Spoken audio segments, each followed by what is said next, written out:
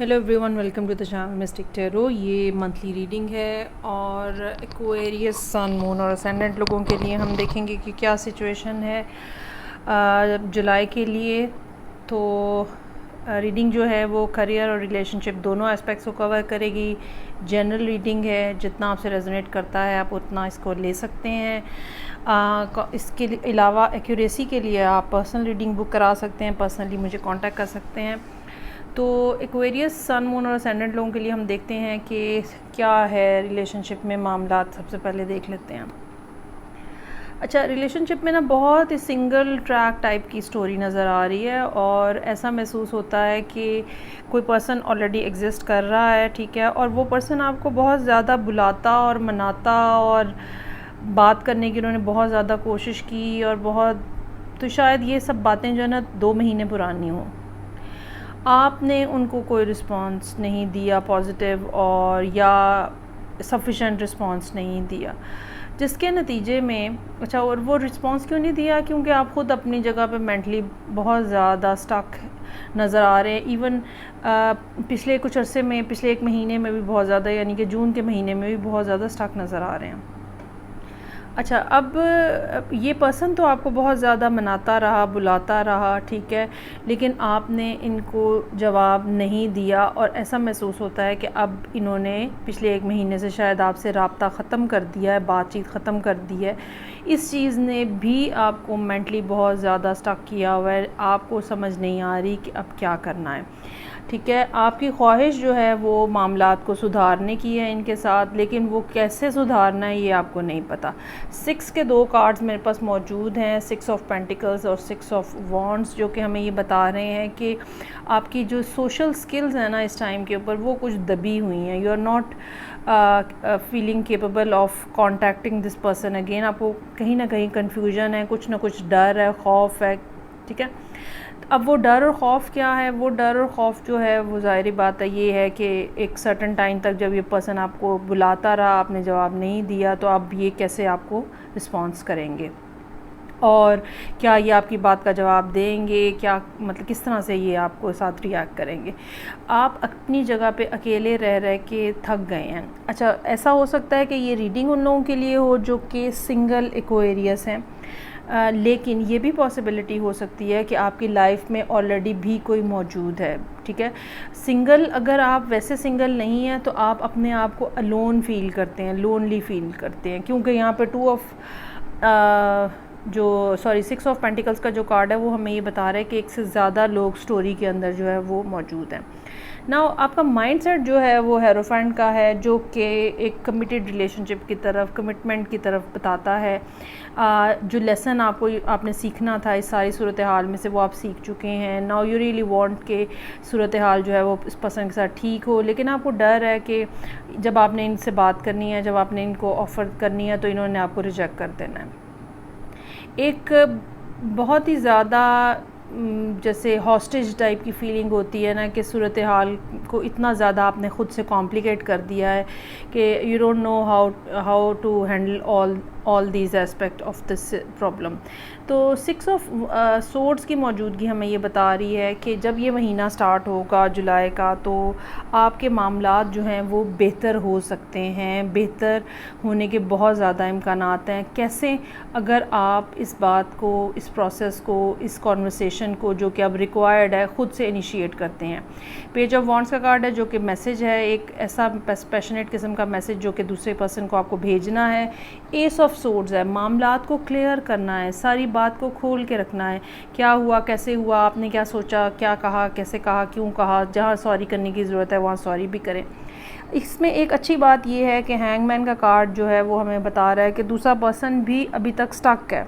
It's not that कि वो move on कर चुके हुए हैं, और सम हाउ आपको भी इस बात का आइडिया है कि the person is still there, और आपको ये है कि अगर आप इनसे बात करेंगे, इनको मनाने की कोशिश करेंगे, तो एक तरफ तो ये खौफ है कि ये नहीं मानेंगे, लेकिन दूसरी तरफ आपको इस बात का भी अंदाज़ा है कि still they are hanging on to you. So 6 of pentacles का कार्ड है, उसके नीचे 9 ऑफ वॉन्ड्स का कार्ड है। वही वाली बात, रिजेक्शन का डर है। जस्टिस का कार्ड है, ये हमें बताता है कि चीज़ें जो हैं वो अब आपको बैलेंस आउट करनी है। जो सी चीज़ें आपने ख़राब की हैं, now you have to correct all those things. और व्हील ऑफ फॉर्चून का कार्ड है, ठीक है। कुछ ऐसा भी हो सकता है कि आप थोड़ा सा टाइम फर्दर गुजारें इस सारी सूरत हाल के अंदर, या गुजारना चाहें और फिर आप जाना चाहें। कुछ मामलात अभी शायद आपकी अपनी लाइफ के अंदर जो हैं वो डिस्टर्ब हैं, जिनको आप पहले सेटल करना चाहें और फिर, या आप ये कह लें कि आप इस पर्सन को थोड़ा अरसा मज़ीद ऑब्ज़र्व करना चाहें और फिर इनसे रब्ता करना चाहें। तो मुझे ये लगता है कि ज़रूरत तो बहुत है इस बात की कि सारी बात जो है वो क्लियर की जाए, लेकिन आप उसके लिए ज़रूरी होगा कि आप अपने खौफ के ऊपर काबू पाएँ, और वो मुझे ज़रा कम ही होता हुआ यहाँ लग रहा है इस महीने में। सो एडवाइस के कार्ड में पहला कार्ड जो है डिस्पोंडेंस का कार्ड है। ये वाली बात सोचना कि जी, मतलब ये नेगेटिव माइंडसेट रखना कि भाई अब तो कुछ नहीं हो सकता, things are over, this and that, तो ये एक ऐसी चीज़ है जिसको आपको छोड़ देने की ज़रूरत है, ख़त्म कर देने की ज़रूरत है। उसके मुकाबले में आपको इंस्टिंक्टिवली आगे बढ़ने की ज़रूरत है।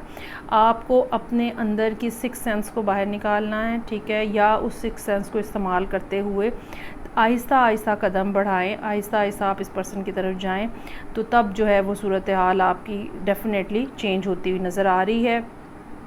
6 ऑफ सोर्ड्स हमें ये बताता है कि छठे महीने के बाद जो है, या अगले 6 महीनों के अंदर, ये अब डिफरेंट, चूँकि जनरल रीडिंग है, डिफरेंट लोगों के लिए डिफरेंट बात होगी, या तो 6 मंथ्स, फर्स्ट 6 मंथ्स गुजरने के बाद या कमिंग 6 मंथ्स के अंदर सिचुएशन आप दोनों के दरमियान में आहिस्ता आहिस्ता इम्प्रूव होने के बहुत ज़्यादा चांसेस हैं। अच्छा जी, अब हम आ जाते हैं करियर के हवाले से जो मामलात हैं उसमें। करियर के मामलात जो हैं उसको देख के लगता है कि आपके मामलात बेहतर हैं। अगर कुछ मसाइल थे, कहीं ना कहीं आपको हल मिल गया है। कुछ लोगों को हो सकता है बोनस मिला हो, पैसों के हवाले से अगर कोई प्रॉब्लम है, ठीक है। कुछ लोगों को ये भी हो सकता है कि अगर कोई काम आप सीख रहे हैं तो उसकी इब्तदाई दौर में हैं, आप अर्ली स्टेजेस के ऊपर हैं, जिसकी वजह से आपको आए दिन कोई ना कोई प्रॉब्लम फेस करना पड़ रहा है। इस सूरत हाल में अगर आप वो पर्सन हैं जो कि बिगिनर हैं, जो कि बिगिनिंग स्टेज के ऊपर हैं, आपको कोई ना कोई ऐसा टीचर, गुरु, कोई ना कोई ऐसा एक्सपर्ट, कोई ओल्ड पर्सन, चाहे फ़िज़िकली ओल्ड एज में हो, चाहे एक्सपीरियंस के पॉइंट ऑफ व्यू से बड़ी एज का आपको महसूस हो, तो you really need to contact them. Hierophant का कार्ड हमें ये बताता है कि किसी ऐसे पर्सन से मशवरा करने की ज़रूरत है जिसने पहले ही ये सब मामलात भुगते हुए हैं। So whatever work you are doing, whatever career you have at the moment, आप अपने प्रॉब्लम्स का हल जो है वो किसी ना किसी ऐसे बंदे से या किसी ऐसे पर्सन से निकलवा सकते हैं या पूछ सकते हैं जो कि पहले से इन सब मामलात को देख चुका है, जान चुका है। एडवाइस के कार्ड्स में पहला कार्ड जो है वो ग्राउंडिंग का कार्ड है। बहुत ज़्यादा ज़रूरत इस महीने रहेगी कि आप अपने आप को ग्राउंड करते रहें। ग्राउंड करने का एक सादा तरीका ये होता है कि आप ज़मीन के ऊपर अपने पाँव रखें, आधा पौना घंटा वॉक अराउंड करें, घास पे फिरें, या वैसे खाली ज़मीन के ऊपर नंगे पाँव जो है वो बैठें। इससे ये होगा कि आपकी जो नेगेटिव एनर्जीज़ हैं ना वो ख़त्म हो जाएंगी, और जो रिलैक्सेशन का प्रोसेस है ना वो आप आसानी से अचीव कर सकते हैं। इस महीने से पहले भी आप एंग्शियस हैं, बहुत ज़्यादा परेशान हैं और स्टक हैं, ठीक है, मेंटली स्टक है। इस महीने के मई और इसके सेकंड हाफ में भी डेविल का कार्ड जो है वो हमें ये बता रहा है कि आपको समझ नहीं आ रही कि इस प्रॉब्लम से कैसे निकलना है या इस मुश्किल से कैसे निकलना है। लेकिन दोनों कार्ड्स की तरफ जो एक कॉमन बात है वो ये कि सल्यूशन मौजूद है, लेकिन आप वो सल्यूशन को अपनाते हुए डर रहे हैं। तो दूसरा कार्ड जो है वो डीएनए और कारमा का कार्ड है। किसी को नुकसान पहुंचाने से हत्तुल इम्कान कोशिश कीजिएगा। ये टाइम पीरियड ऐसा हो सकता है जहाँ पे कारमा का जो एक्शन है ना वो बहुत जल्दी हो जाए, तो इसलिए बेहतर ये होगा कि आप जो है वो ही काम करें जो कि करने चाहिए, और आपकी तरफ से हर चीज़ क्लियर होनी चाहिए, चाहे वो इन राइटिंग हो, चाहे वर्बल हो, चाहे डॉक्यूमेंटेशन हो, ठीक है। बहुत जल्दी चेक होने के इम्कानात जो हैं वो इस महीने में मौजूद हैं, सो बी केयरफुल अबाउट दैट।